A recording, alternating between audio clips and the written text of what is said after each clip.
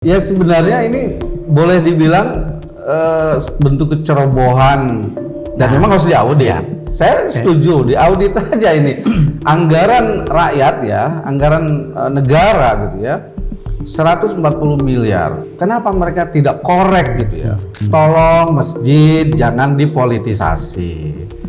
Kemelekatan atas anggaran hibah, anggaran rakyat itu juga jangan membuat mencederai kemurnian dan kesucian masjid itu sendiri. Seluruh resources yang akan kita miliki, gitu ya, akan kita gerakan, akan kita daya gunakan untuk langkah memenangkan PSU nanti.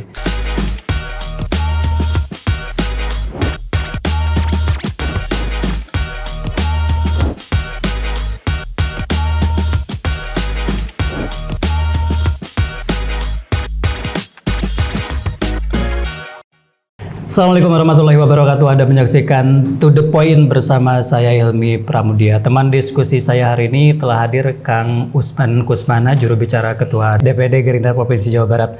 Apa kabar? Baik, alhamdulillah. Assalamualaikum Kang Helmi. Waalaikumsalam. Hari ini tuh ada yang harus kita diskusikan.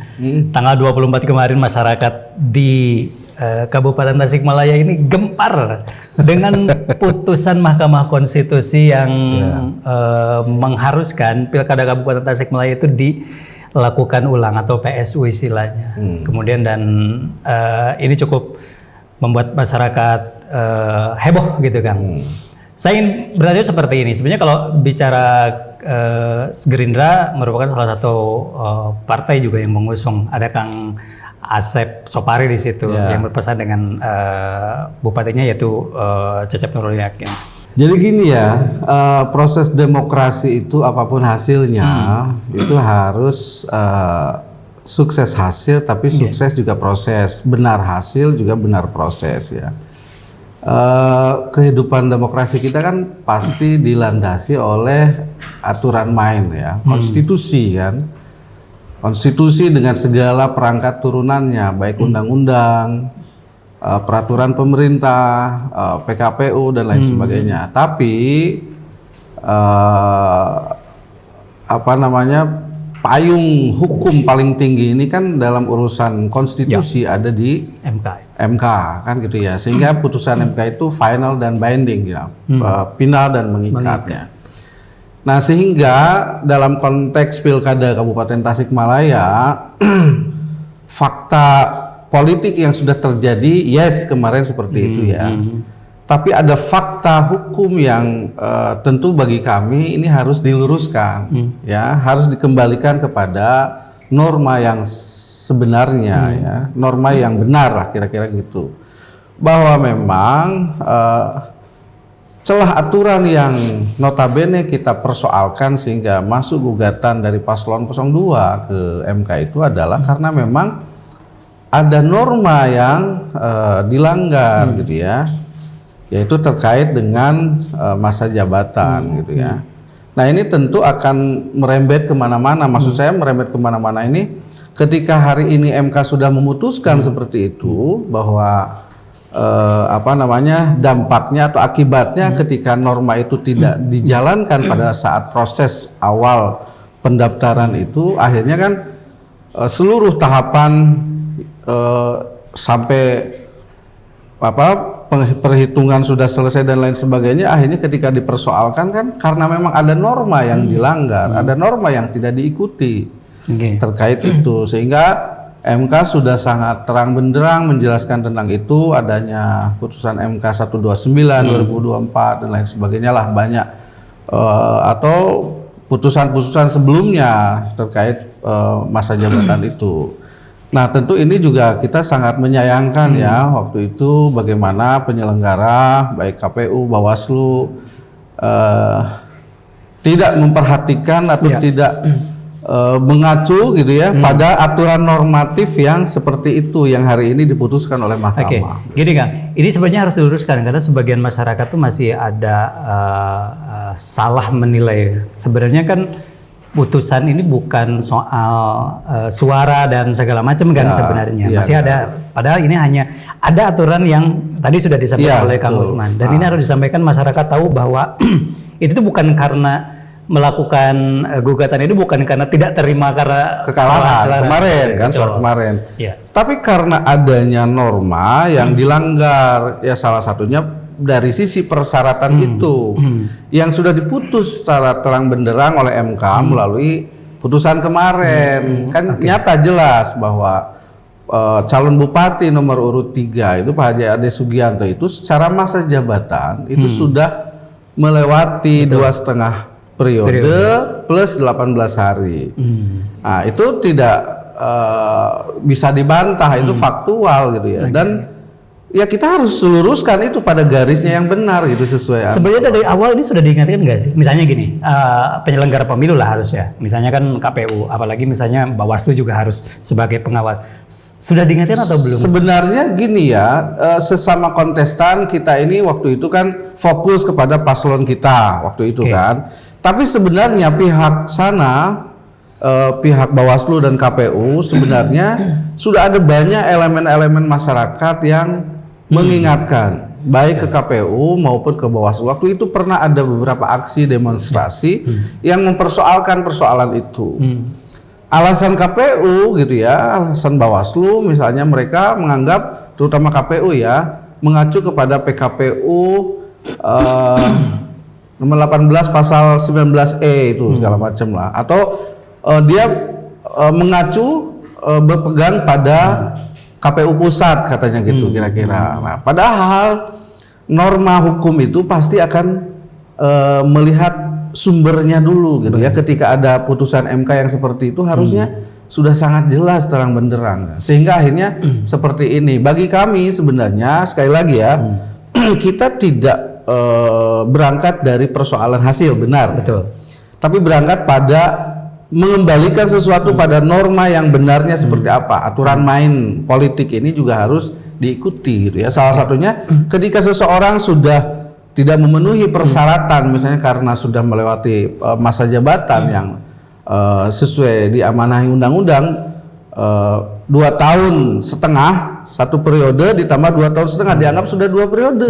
Berarti tidak lagi berhak untuk maju mencalonkan diri, kan itu sebenarnya. Gitu. Ya sebenarnya keputusan ini ya harus muncul apapun hasilnya, karena itu sebagai pendidikan politik juga buat masyarakat. Dengan kata keputusan MK ini artinya kan terang benderang ya, dalam artian tidak abu-abu, masyarakat tidak bingung gitu ya. Dan jadi pelajaran juga untuk penyelenggara. Nah, saya excited ya, hari ini saya membaca himbauan dari MUI ya. Nah, terkait dengan ada salah satu poin yang di situ menyebutkan bahwa dihimbau supaya putusan MK ini bisa menjadi pembelajaran, katanya, mengambil hikmah dan lain sebagainya. Itu edaran MUI hari ini sangat menyejukkan menurut saya, karena di situ kepada penyelenggara, kepada partai politik, kepada masyarakat, kepada ormas semuanya dihimbau agar bahwa situasi ini harus kita terima, karena ini putusan yang keluar dari Mahkamah Konstitusi yang memutuskan, dan hasil putusan itu final dan binding, harus bisa diterima. Nah, tinggal penyikapan kitanya, penyikapan masyarakatnya, partai-partai politik, paslon menyikapinya seperti apa. Makanya kita berharap, kita juga, kami dari paslon 2 tidak merespon situasi ini dengan cara euforia yang berlebihan, tidak ngumpul massa, tidak apa gitu ya. Tapi kami fokus kepada what the next gitu, apa selanjutnya dari hasil putusan ini. Berarti kita harus mempersiapkan diri bagaimana 60 hari ke depan PSU digelar kembali, kita bisa punya persiapan untuk bagaimana pasangan calon dari kita, pasangan calon nomor 2 ini bisa memenangkan pertarungan. Sebelum ke situ Kang, saya ingin Kang Usman memotret kondisi masyarakat Tasik Kabupaten pasca putusan ini. Seperti apa tuh? Ya, saya kira begini ya. Saya bisa memahami, bisa membaca gitu ya, bahwa sebenarnya masyarakat kan ketika memang ada institusi negara, apalagi institusi hukum sudah mengeluarkan putusan dan itu meluruskan gitu ya, sesuatu yang salah supaya kembali ke benar sesuai aturan, saya kira masyarakat akan bisa memahami bahwa memang faktanya, oh ternyata memang ini kan secara aturan tidak diperbolehkan untuk maju lagi karena sudah 2 periode hitungannya, karena yang 1 periode itu sudah 2,5 tahun lebih kan, 2 tahun setengah plus 18 hari yang gitu. Jadi masyarakat pertama-tama harus saya memahaminya, mereka itu bisa memahami posisi itu, konteks itu, bahwa ini mengembalikan aturan konstitusi, aturan main, itu satu. Yang kedua, masyarakat juga akan memahami bahwa kontestasi politik ini secara proses ya, secara ini juga harus dijalankan dengan benar. Dari mulai awal seluruh penyelenggara, pengawas gitu ya, Bawaslu, KPU, PPK, KPPS, semuanya di bawah ini ya, termasuk pemerintahan daerah. Memang kemarin sebenarnya poin yang menyangkut proses pelaksanaan pilkadanya itu MK tidak mengabulkannya, terkait misalnya apakah kecurangan yang sifatnya TSM, terstruktur, sistematis dan masifnya gitu ya. Makanya kita ingin mendorong bagaimana pilkada ini, kontestasi demokrasi ini berjalan secara fair gitu ya. Secara fair, semua penyelenggara menjalankan secara profesional, pengawas juga bisa mengawasi secara profesional, birokrasi juga tidak harus netral gitu ya, tidak menjalankan peran-peran politik untuk bisa mensukseskan satu kandidat atau satu paslon gitu. Sekarang tuh muncul pihak-pihak yang memang dengan keputusan MK tersebut berarti kan memang tadi yang disoroti adalah peran KPU atau penyelenggara, dan muncul bahwa KPU akan dilaporkan misalnya, muncul juga beberapa komisionernya misalnya ada di PAW. Tanggapan Kang Ustaz seperti apa tuh? Ya sebenarnya ini boleh dibilang bentuk kecerobohan dan memang harus diaudit. Saya setuju diaudit aja ini. Anggaran rakyat ya, anggaran negara gitu ya, 140 miliar. Kenapa mereka tidak korek gitu ya? Tidak teliti, tidak hati-hati akan adanya ketentuan ini yang diputus oleh MK gitu ya, sehingga mereka memaksakan diri. Boleh jadi teman-teman, tanpa mengurangi rasa hormat saya kepada teman-teman KPU dan Bawaslu termasuk seluruh perangkat ke bawahnya, jika misalnya masyarakat mempertanyakan ya anggaran ini tidak kecil, tidak sedikit gitu ya, hampir 140 miliar, lalu tidak ada outputnya yang benar sehingga dibatalkan oleh MK, terus harus diulang. Memang ini tidak bisa, mereka tidak bisa lepas tangan begitu saja. Mereka harus diaudit, dimintai pertanggungjawaban. Masyarakat berhak dan pada tempatnya lah gitu ya, mempertanyakan kinerja mereka. Kunaon bisa kieu? Duit rakyat yang sedemikian besar gitu ya, kenapa sampai muspra, sampai sia-sia gitu ya, sampai MK membatalkannya? Berarti tidak korek ini. Apakah misalnya ada tindakan dari institusi di atasnya? Kalau sekiranya secara aturan internal mereka bekerja tidak profesional, mereka bekerja sehingga menimbulkan situasi seperti ini, outputnya tidak ada, bisa saja mereka minimalnya misalnya di DKPP-kan sehingga diberhentikan misalnya dari KPU atau dari komisioner Bawaslu dan lain sebagainya. Tapi boleh jadi rakyat ketika ingin mempertanyakan itu lebih jauh, apakah ada nggak ini tindakan yang sifatnya merugikan uang rakyat? Nah itu bisa saja kan, itu bisa, apakah rakyat akan mengadukannya dari sisi aspek pidana atau perdata gitu ya, boleh-boleh saja, tinggal dilihat secara norma hukumnya ada celah nggak seperti itu, kira-kira begitu. Dan memang putusan MK itu jadi pukulan telak sih kalau menurut saya ke KPU sendiri, karena ya itu tadi menurut Kang Usman juga memang kenapa sih dari awal, padahal udah ada beberapa pihak yang mengingatkan dan banyak muncul isu juga menutup mata gitu loh. Menutup mata dengan seolah-olah kondisi itu. Dipaksakan kudu masuk gitu kan, seolah-olah gitu ya kesannya. Padahal sebenarnya sebelumnya kan diingatkan ada norma ini putusan MK sebelumnya gitu ya, yang 129 gitu ya, di situ sangat clear jelas gitu ya bahwa jabatan itu tidak dilihat dari waktu pelantikan gitu. Saya melihat respon masyarakat kabupaten khususnya di media sosial itu memang ini bahkan banyak juga yang tercerahkan sebenarnya Kang, dan memahami betul tadi seperti yang Kang Usman katakan bahwa ini sebagai pukulan juga edukasi sebenarnya kepada masyarakat bagaimana ada aturan-aturan yang sebenarnya harus dilakukan. Dan gini Kang, sekarang fokus Kang Usman, tim khususnya Paslon Cecep Asep menghadapi ini, apa yang harus dilakukan? Tentu kita gini ya, pertama dari satu sisi tadi sudah saya jelaskan ya, dari sisi norma hukumnya seperti itu ya, biar publik memahami, masyarakat memahami. Lalu bagaimana kita dari Gerindra gitu ya, dari Paslon 02 menyikapinya? Ya tentu karena ruang yang disediakan dari putusan MK itu adalah PSU, pemungutan suara ulang secara menyeluruh, ya maka kita mempersiapkan diri untuk kontestasi 60 hari ke depan itu kan, pemungutan suara ulang lagi. Tentu kita melakukan evaluasi secara menyeluruh, mempersiapkan tahapan yang sangat detail, rinci untuk bagaimana supaya PSU nanti ini kita bisa memenangkan pertarungan. Ada strategi khusus gak yang dipersiapkan?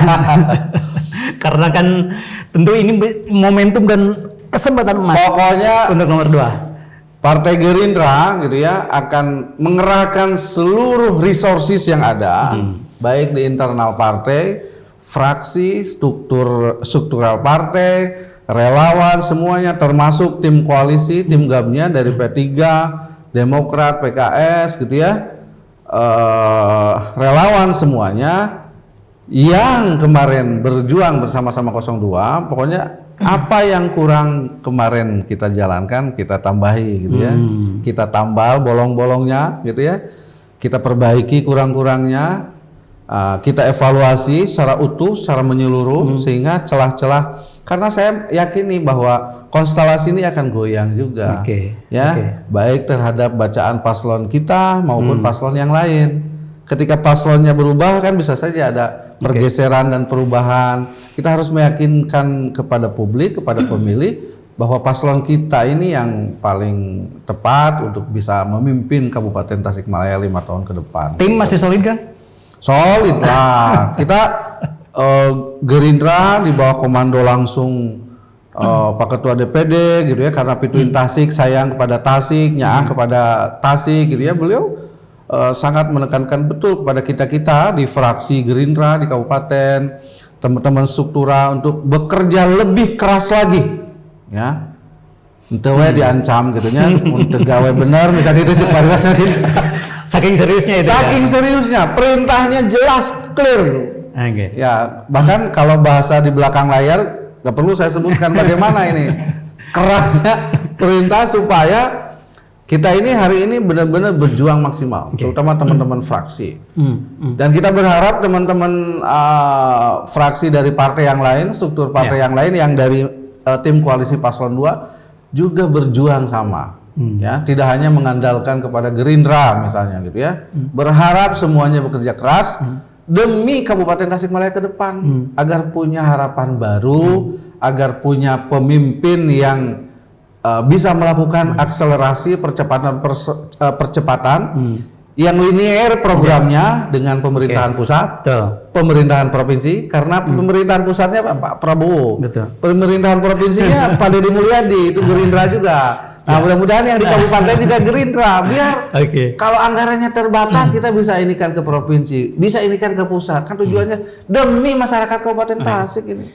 Ulah nepi ka jalan baru tut gitu nya, mang tahun-tahun tadi bangun, kira-kira kan gitu kan. Nanti dulu kampanyenya Kang. Kang, ini kalau bicara terkait dengan psikologis masyarakat pemilih di Kabupaten Tasikmalaya, analisa yang muncul kan kejenuhan, apalagi tiba-tiba sekarang muncul lagi dalam 2 bulan ke depan harus melakukan PSU. Nah, bagaimana menyikapi itu? Karena kan supaya juga tingkat atau partisipasi pemilih juga baik. Kemudian tim nomor 2 juga diuntungkan sebenarnya dengan kondisi ini gitu. Yang pasti begini ya, kita berharap bahwa kultur masyarakat di Kabupaten Tasikmalaya secara bacaan sosiologis ya itu masih mengikuti ketokohan gitu ya, gitu ya, masih mengikuti ketokohan. Kita berharap bahwa para tokoh, alim ulama, cendik-cendikia gitu ya, tokoh pemuda, tokoh masyarakat yang punya literasi cukup terkait informasi ini bisa memberikan pencerahan kepada publik, kepada masyarakat, kenapa bisa terjadi seperti ini, kan gitu ya.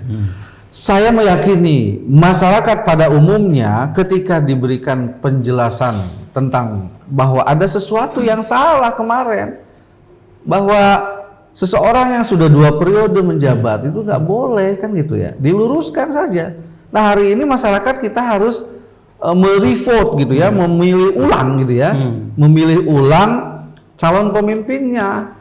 Nah ketika misalnya ada muncul calon baru, siapa yang dimunculkan dari sini yang 3 paslon itu gitu ya, mungkin ada perspektif baru gitu, review yang baru terkait dengan bacaan terhadap kandidat dari ketiga paslon itu. Dan mudah-mudahan bacaan publik terhadap paslon kita ini bisa lebih menguat gitu ya, terkait dengan sosok Pak Cecep dan Pak Asep ini gitu ya. Yang harus jadi PR sebenarnya edukasinya itu Kang menurut saya tadi, bahwa pencerahan kepada publik. Kenapa harus ada PSU gitu? Ya, itu kira-kira gitu ya. Harus ada PSU karena memang ada yang melanggar aturan. Ada yang salah, ada yang harus diluruskan karena faktanya begini kan gitu ya. Jadi masyarakat juga ketika paingan atau nyata naon orang meulih deui gitu. Kan gitu ya, masyarakat bisa aja begitu. Gitu. Kang, kemudian kalau bicara dengan PSU, ini kan ya itu tadi masyarakat saya lihat juga yang cukup banyak diobrolkan itu ngehambur-hamburkan anggaran itu tadi kan. Nah ini kan juga kemarin Sekda mengatakan bahwa udah angkat tangan tuh kalau misalnya karena nggak ada budgetnya gitu. Tapi tadi juga melihat update terbaru bahwa Gubernur Jawa Barat juga sudah membuka kesempatan gitu bahwa ya istilahnya PT-PT lah gitu. PT-PT. Steng-steng. Dengan anggaran provinsi dan juga ada kabupaten. Intinya begini, putusan MK ini final binding dan harus dijalankan. Satu poin itu. Poin kedua, bagaimana menjalankannya. Baru kita berpikir secara teknis.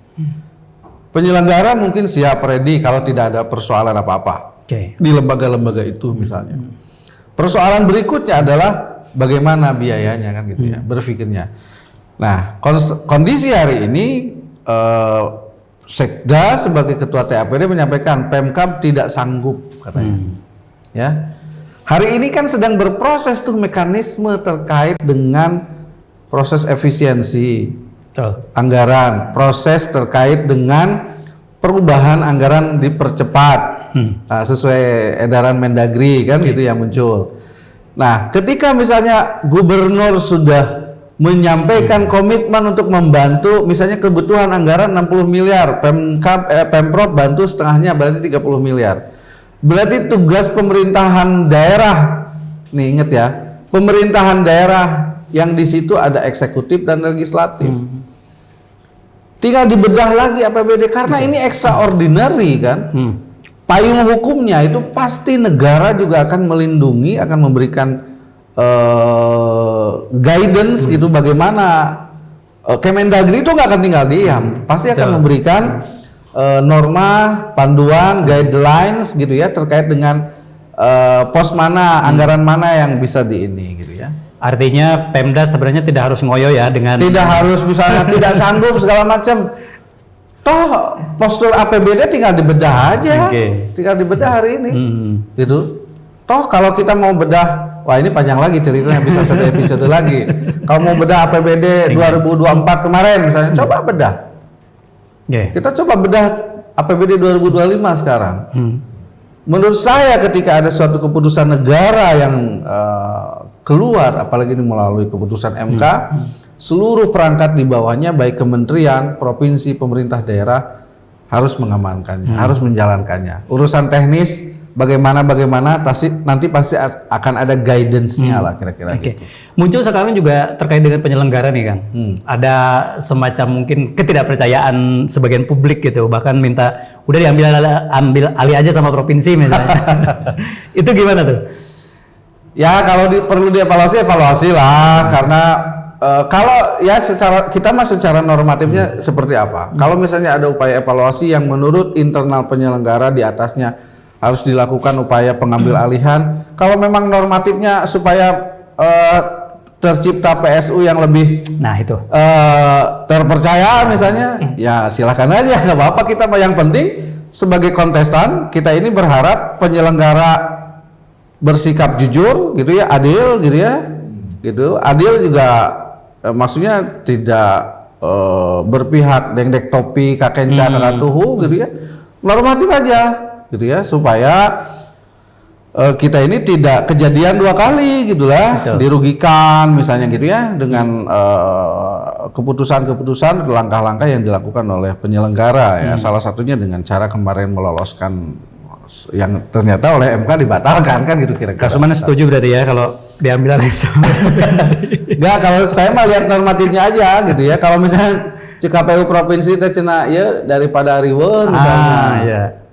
Provinsi aja yang ini ya ngikut aja berarti. Ngikut aja kita kan nggak bisa intervensi penyelenggara kan kira-kira begitu. Oke.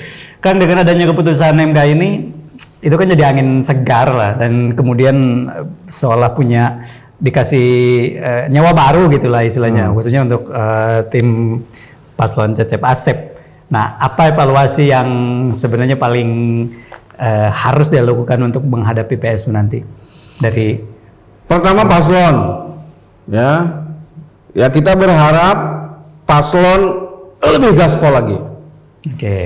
Calon bupatinya, calon bupati, wakil bupatinya, jangan berhenti turun ke bawah kalau ada ruang-ruang untuk bagaimana meyakinkan publik, meyakinkan pemilih, meyakinkan masyarakat bahwa Anda berdua ini layak jadi bupati dan wakil bupati.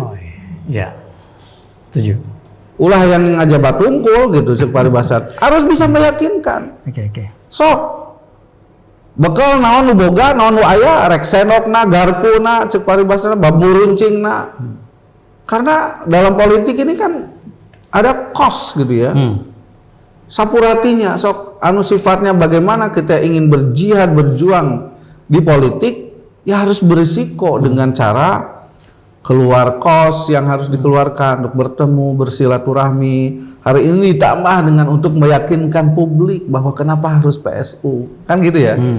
Temanya tentang itu bisa aja gitu ya. Pokoknya pertama-tama kita dorong supaya paslon lebih gaspol. Jangan diam di rumah. Bila perlu sehari 12-15 titik semuanya. So kalau memang ada ruang itu gitu ya. Pertama-tama. Yang kedua, evaluasi kita tentu kepada kerangka tim ya, tim GAB, partai koalisi. Kami dari Partai Gerindra ya sebagai salah satu penyokong utama koalisi ini, tentu kami akan sangat maksimal sesuai perintah dari Pak Ketua DPD gitu ya. Bahwa kami di Gerindra baik di DPC maupun di fraksi ya, PAC, ranting semuanya pasti kita akan gerakan secara total, secara maksimal.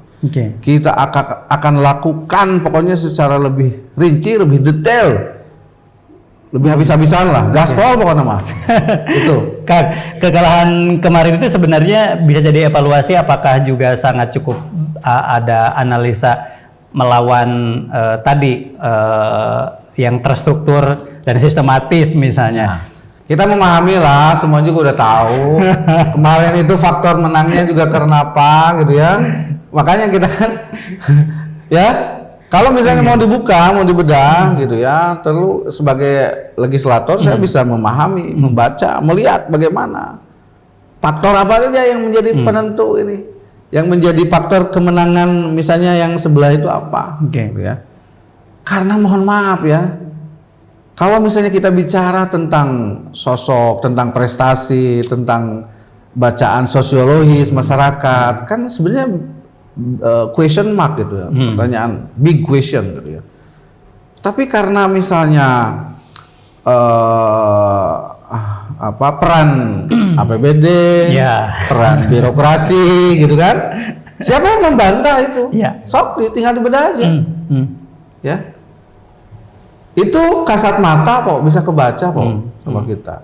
Nah, mudah-mudahan kalau fair masing-masing nges ulah pakai APBD, duit sorangan duit sendiri, masing-masing duit tim. Ya. Kalau pakai duit APBD, kerangkanya itu kerangka kemelekatan gitu ya. Ya, kalau konsep William Yang itu konsep kemelekatan. Ketika misalnya ada satu organisasi karena dia ketika tidak mendukung seseorang atau mendukung bupati itu hibahnya hilang. Kan itu kemelekatan kan gitu ya. Betul.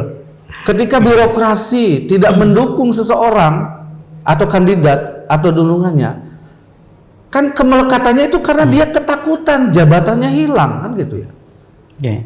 Nah, ketika kemelekatan itu mengena di semua pihak gitu ya, akhirnya apa?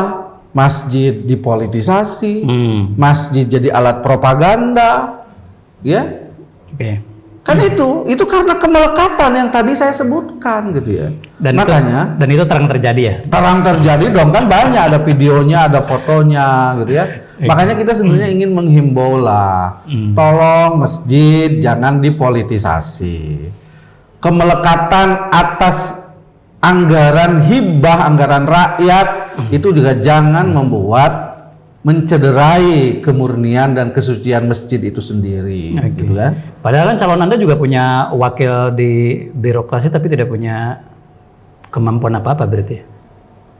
Cecep sebagai wakil. Iya. You know lah, tahu sendiri posisi wakil kayak gimana kan. Ballpoint itu adanya di mana kan gitu ya. Kita kalau melihat ke situ begitulah kira-kira. Saya memahami dulu, saya pernah di wakil bupati dulu ya, waktu masih ASN, saya paham lah gimana. Nah, situasinya kan seperti itu. Intinya kita berharap bahwa evaluasi ini akan mengerucut kepada langkah-langkah politik yang lebih clear, lebih normatif, lebih jernih, ya.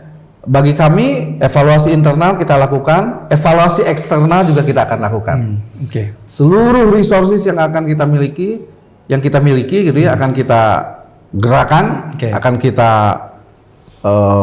daya gunakan untuk langkah memenangkan PSU nanti. Terakhir Kang, dengan strategi yang sudah disiapkan sekarang, walaupun tadi tidak Anda sampaikan ke saya, karena itu strategi. Ya, iya dong. Berapa persen Anda menargetkan di PSU nanti? Ya, kita pokoknya optimis harus menang. Urusan persentase nanti hasilnya.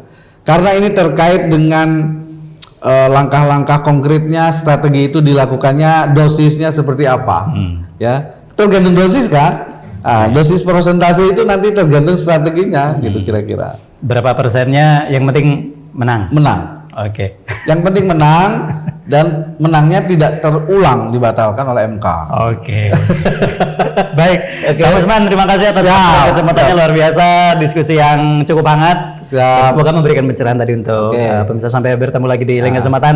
Nanti mungkin ada episode lagi selanjutnya. Sekali lagi yang penting masyarakat tetap tenang, apalagi masuk puasa, kita khusyuk beribadah, sikapi dengan jernih.